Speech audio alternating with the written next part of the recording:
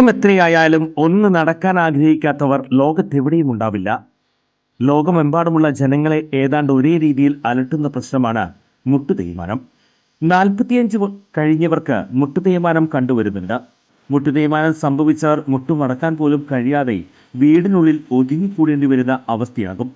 അത്തരം രോഗികളുടെ ജീവിതം തന്നെ മാറുന്ന വിധത്തിൽ നൂതന സാങ്കേതിക വിദ്യ ഉപയോഗിച്ചുള്ള ശസ്ത്രക്രിയ പ്രചാരം നേടിക്കഴിഞ്ഞു. കൃത്രിമ മുട്ട് മാറ്റിവെക്കുന്നതിനായി സാങ്കേതിക വിദ്യ സ്വന്തം പരീക്ഷണാടിസ്ഥാനത്തിൽ കണ്ടെത്തുകയും അതിൽ വിജയം കാണുകയും ചെയ്ത വ്യക്തിയാണ് ഡോക്ടർ പ്രേംകുമാർ.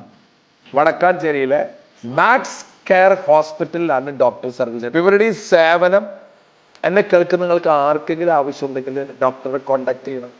അങ്ങനെ നിങ്ങളുടെ ബുദ്ധിമുട്ടുകൾ മാറ്റട്ടെ. ഞാൻ എൻ്റെ ജീവിതത്തിൽ ഇത്രയും ചിന്തിക്കാറുള്ളൂ.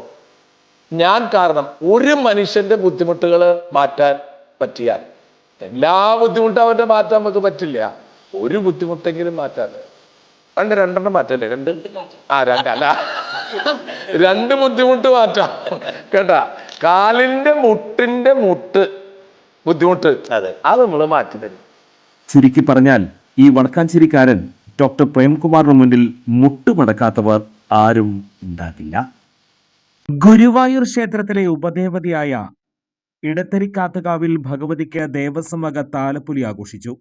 കണ്ണന്റെ ശ്രീലകം രാവിലെ 11 അടച്ചു. തുടർന്ന് വാൽക്കണ്ണാടിയും തിരുവടയാടയുമായി ഭഗവതി പുറത്തേക്ക് എഴുന്നള്ളി.